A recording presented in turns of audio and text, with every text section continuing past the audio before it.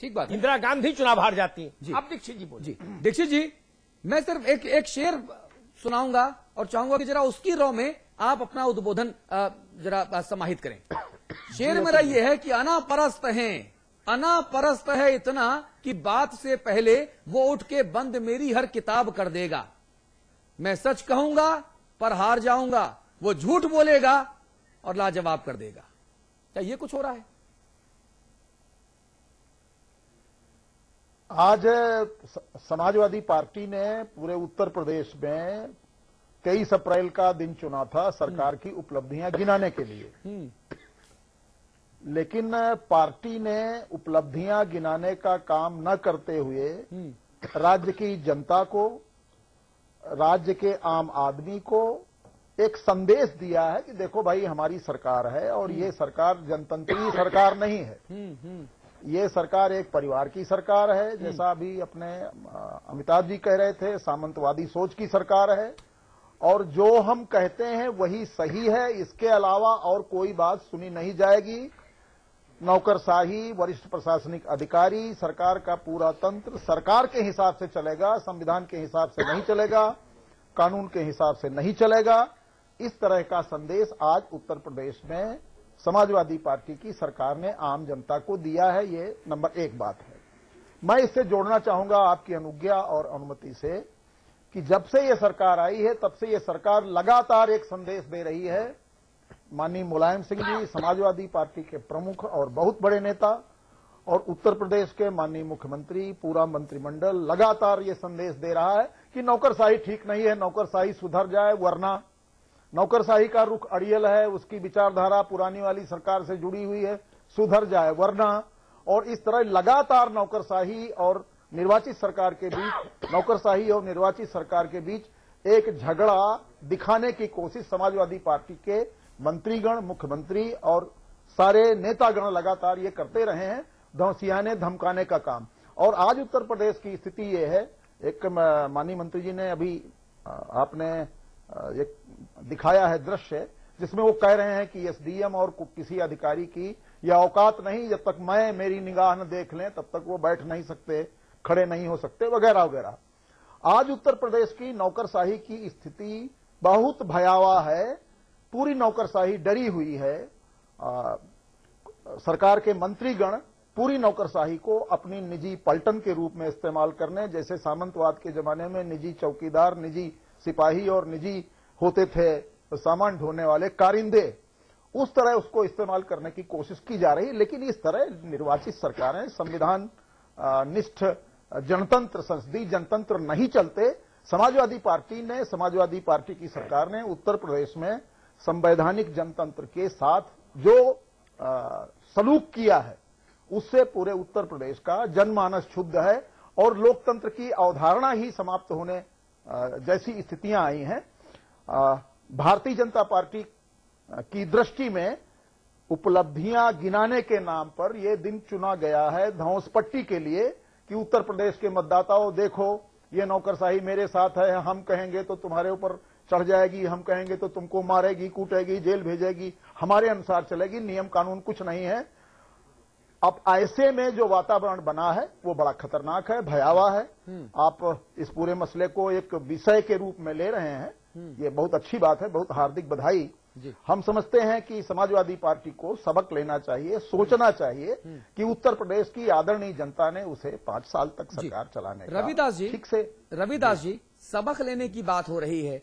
जब मुलायम सिंह जी की बातों का संज्ञान नहीं लिया गया, जब मुलायम सिंह जी से सबक नहीं लिया गया, तो सपा के ये जो बदजुबान जो मंत्री हैं, जिनके बोल बिगड़ गए हैं, और उसके बाद जब हम खबर दिखाते हैं तो वो हमारे पास फोन आते हैं कि साहब आज मेरा वाला मत दिखाना देखो प्लीज, और अगर हम दिखाते हैं तो धमकी आती है कि मेरा कैसे दिखा दिया, अब दोबारा मत दिखाना। ये इतने बड़े कारीगर भी हैं, आपके जो मंत्री हैं, जो नगीने नमूने हैं, ये इतने बड़े कलाकार भी हैं कि ये फोन भी करते हैं, पहले प्यार से कहते हैं, हम जब ठोंक के दिखाते हैं तो फिर धमकाते हैं, मेरा क्यों दिखाया, तुमको देख लूंगा। अब जब हम 3 बार फिर दिखाते हैं तो फिर बोलते हैं भाई साहब बहुत दिखा दिया, अब तो गिरा दो यार। ये भी हैं, और यही लोग धमकी भी देते हैं मीडिया के सामने। ये मुलायम सिंह जी की कौन सी नसीहत है? कमरे में मुलायम सिंह जी कुछ और बोलते हैं क्या, ये लोग बाहर वो करते हैं। और बाहर जो बोलते हैं वो ये करते नहीं। क्या ऐसा कुछ है क्या? देखिए, एक बात तो जो पहले आपने कही, हाँ। उससे हम सहमत हैं, हाँ। कि लोकतंत्र में राजतंत्र की या राजशाही की हाँ। जितना विरोध हो उतना ठीक है। हाँ। और हम लोगों ने हमेशा जो है, जब भी राजतंत्र की स्थापना का प्रयास हुआ है, हाँ। उसका करने का काम किया है। अभी तो आपने ये सारे कहा मंत्री कि अभी तक ना ये सारे मंत्री जिनके बोल बिगड़ गए हैं, ये अभी तक मंत्रिमंडल को सुशोभित क्यों कर रहे हैं? इन्हें बाहर निकाल क्यों नहीं फेंका गया? राजाराम पांडे हेमा मालिनी के सौंदर्य की तारीफ कर दें, आप उनको निकाल बाहर करते हैं, लेकिन एक बलात्कारी मंत्री आपके सिर का ताज बना रहता है, मनोज कुमार पारस, क्यों भाई? गुड्डू पंडित, ये कौन है साहब? पंडित सिंह विनोद, ये कौन है साहब? केसी त्यागी, ये कौन है साहब? कितने नाम मैं आपको गिनाऊं? नहीं, जो आप नाम गिना रहे हैं वो पहले भी आप गिना चुके हैं और हमको वो सब नाम मालूम है, और जो लोगों ने बयान दिए वही मालूम है। हाँ। अब बात ये हो रही है ना ऊपर से आप ये दलील दे रहे हैं कि साहब राजशाही नहीं है। अरे ये तो शर्मशाही है, ये बेशर्मी शाही है। सुनील क्या कह रहे हैं? हम ये कह रहे हैं कि जो भी बात आप कह रहे थे कि राजशाही का विरोध हो, आपने देखा कि पूर्व की सरकार में प्रदेश की, अरे भाई उस सरकार ने गलती की, जनता ने उसको निकाल बाहर किया, अब आप लोग भी वही गलती करेंगे क्या? नहीं, वो गलती क्यों करेंगे? कर ही रहे हैं आप लोग। वहां तो ना वहां तो कम से कम एक बहन जी थी जिनके ऊपर आरोप लगते थे, यहाँ पर तो हर भैया खड़ा हुआ है राजा बनने के लिए। अभी बीएसपी के बात कह रहे थे, हम उनका जवाब दे रहे हैं कि पूर्व की सरकार की मुख्यमंत्री ने सरकारी खजाने से अपनी मूर्तियां स्वयं लगाने का काम किया। कई मंत्री और विधायक बलात्कार की हत्या के आरोप में जेल के अंदर बन गए। उस समय कितना गुंडागर्दी का राज था। रविदास जी, मैं समझ गई ये प्रसंग, जैसे आपने अभी कहा ना कि हमको मालूम है कौन कौन मंत्री क्या, आप कई बार बोल चुके, वैसे ये बातें भी आ चुकी, इसलिए इनके लिए तो ना मैं सुरेंद्र भाई को भी माफी मांगूंगा और आपको भी। मैं एक बात कहूं, आपने एक बात और कही, एक मिनट रविदास जी, मायावती के समय में, सुन लीजिए जी, आपने कहा कि इंदिरा गांधी भी हार गई। हाँ। और जब आपातकाल लगा इस देश के अंदर, हाँ। हम लोग 20 महीने लगातार मालूम है बहुत लोग बंद रहे, ऐसे लोग रहे जो बाद में इंदिरा गांधी की पार्टी का झंडा ढोने लगे। हम पर आरोप लगाया। बोलिए भदौरिया जी, बोलिए जी, बोलिए प्लीज बोलिए।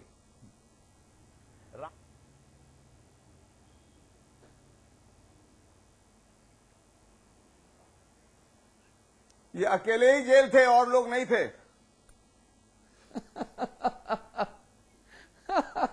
सुनिए, लोकतंत्र सेनानी को सम्मान राशि मिलने का काम हुआ। मैं ये कहना चाहता हूं, ये जो मुकुट पहनना चाह रहे हैं, इनको ये बता दीजिए, हम भी जेल में थे, हमारी माँ भी जेल में थी, हमारे पिता भी। हमने कभी टीवी के चैनल पर इस बात को नहीं कहा कि 19 महीना हम सब लोग भी जेल में थे लोकतंत्र की हिफाजत में। लोकतंत्र केवल इन्हीं की बपौती नहीं है। लोकतंत्र के लिए लोकतंत्र की हिफाजत करना हिंदुस्तान के हर नागरिक का कर्तव्य बनता है। ये लोकतंत्र बड़ी मुश्किल से मिला है, आजादी बड़ी मुश्किल से मिली है। बाबा साहब भीमराव अंबेडकर ने ये संविधान बनाया था और इसके लिए उनकी मूर्ति लगाई, जिसका ये यहाँ पर जिस तरह से उपहास कर रहे हैं बाबा साहब भीमराव अंबेडकर की मूर्ति बाबा साहब का नहीं कर रहे हैं, लगाने का कर रहे हैं निश्चित तौर पर बहस दूसरी तरफ चली गई। माफ करिएगा सुरेंद्र भाई, रविदास जी, बाबा साहब के योगदान पर आज चर्चा नहीं कर रहा हूं। नहीं, माफ करिए, बाबा साहब के योगदान और उनके व्यक्तित्व और कृतित्व का मूल्यांकन पर चर्चा आज नहीं कर रहा हूं, फिर किसी दिन करूंगा। और ना मायावती नहीं, पर कर रहा हूं। दोनों को रोकूंगा भाई। हाँ। नहीं, ये बहस दूसरी दिशा में जा रही है। हाँ। एक बात जरूर कहूंगा, फिर अतुल बहस को अपने हिसाब से आगे ले जाएंगे। मायावती के समय में कम से कम सिंगल विंडो आतंक था। इन्होंने कहा, सुनिए ना भाई, अरे भदौरिया जी, इसलिए मूर्ति लगाई गई। सुनिए, देखिए, आज मूर्ति पर चर्चा नहीं करूंगा। बाबा साहब के बारे में नहीं, आज मूर्ति पर चर्चा ही नहीं करूंगा। इन्होंने मूर्तियों के बारे में शुरुआत की, इसलिए मेरा उत्तर नहीं, स्वीकार, आपका उत्तर आ गया भदौरिया जी। मूर्ति कहा है ना भदौरिया जी, आपका उत्तर आ गया मित्र। अरे आज की सरकार रविदास जी, बढ़कर एक ऐसी रविदास जी, उत्तर आ गया, उत्तर आ गया। अरे हम तो आज की सरकार की मूर्तियों की बात दोनों कर के रहे हैं, उत्तर आ गए, जो सजीव जीवित चलती दोनों फिरती के उत्तर आ गए, और बदसलूकी की मूर्तियां हैं। दोनों के उत्तर आ गए, सुन लिए ना, दोनों के उत्तर आ गए। अब एक बात कहूं, ये कह रहा हूं, देखिए मैं समझ लिया ना भदौरिया जी, आपकी बात को अरे नोटिस में छोड़िए, लिया। हम जानते हैं पूरे उत्तर प्रदेश के अंदर जिस तरह से जंगल राज का इनका व्यवस्था कायम है, पूरा उत्तर प्रदेश जानता है। इसीलिए इटावा के अंदर इसीलिए दसियों हजार मुस्लिम लोगों ने खिलाफत करके इकट्ठे, इसके बावजूद कि उन्हें रोका गया, इटावा में विद्रोह हो गया। आज मैं जानता हूं शाही इमाम के प्रति आपका आकर्षण आज इधर पिछले 4 दिनों से क्यों बढ़ा।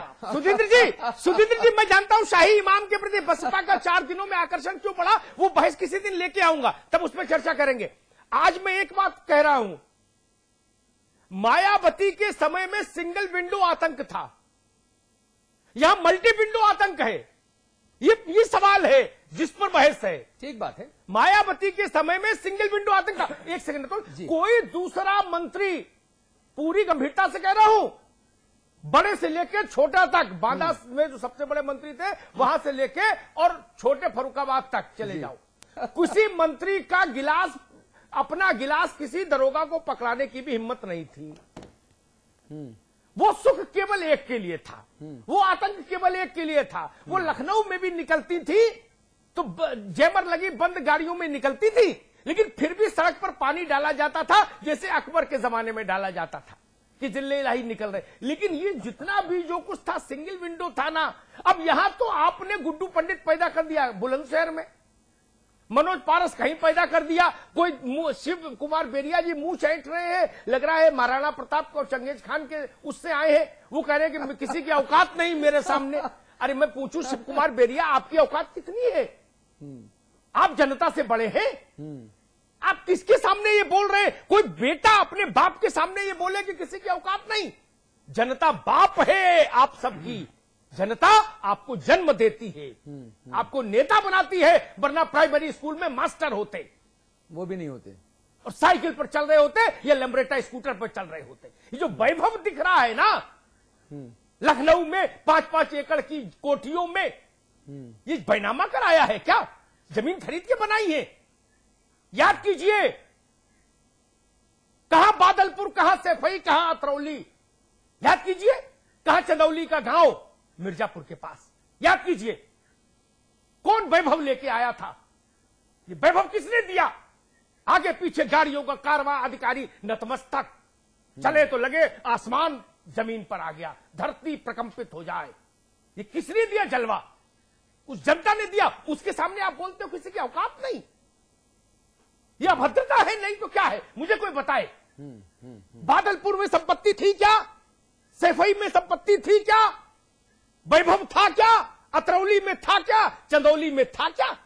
जनता ने दिया है। जनता ने इस चादर को जतन से ओढ़िए रविदास जी, और फिर जस की तस छोड़ के जाइए। ये सवाल है यहां। ठीक बात है। बाबा साहब के व्यक्तित्व और कृतित्व पर आज चर्चा नहीं कर रहे हैं जी। एक ब्रेक हमको यहां पर लेना है, चर्चा बहुत गर्म हो गई है। मैं उम्मीद करूंगा कि अमिताभ जी और रविदास जी, सुधींद्र भाई और दीक्षित साहब, आप चारों लोग पानी पीजिए। एक ब्रेक ले रहे हैं। ब्रेक के उस पार कुछ और ऐसी सजीव जीवित मूर्तियां हैं जो सत्तारूढ़ समाजवादी पार्टी के नमूनों का जो नौलखा बना है, उसमें कुछ और मोती हैं, कुछ और रत्न हैं, उनके बारे में बात करूंगा। ब्रेक ले रहा हूं, तुरंत लौट के आता हूं। यात्रा पर निकले, मैदान सजे, हो गया शंखनाद, मंच सजे, मयान खुले, पर फैला अंधकार, अंधेर गर्दी कायम है। विराज कंस्ट्रक्शन प्रस्तुत करते हैं आपके शहर लखनऊ में फैजाबाद रोड पर संपूर्ण आवासीय योजना बीबीडी ग्रीन सिटी। निर्माण कार्य तीव्र प्रगति पर। आज ही संपर्क करें। इसमें टेस्ट है, तंबाकू नहीं। आप भी आजमाइए रजनीगंधा। रजनीगंधा रियल एस्टेट, हॉस्पिटैलिटी, ज्वेलरी और संगीत के कारोबार का सबसे विश्वसनीय नाम GTM ग्रुप। सभी बड़े शहरों में टाउनशिप, कमर्शियल स्पेस और ग्रुप हाउसिंग का निर्माण करने वाला जाना पहचाना नाम। जल्द ही पंजाब और झारखंड में करने जा रहा है अपना विस्तार। The destination of your aspirations. GTM. Let's make it happen. आज ली क्या? उंगली और जूली का कंबाइंड स्टडी का प्लान बना सीक्रेटली, और भाइयों को भगा दिया फिल्म देखने क्लेवरली। थैंक यू भैया।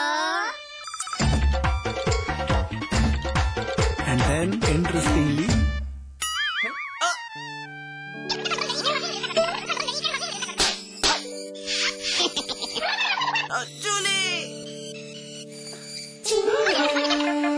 Refreshing mini gums. आज ली क्या? उत्तर प्रदेश का हर एक छात्र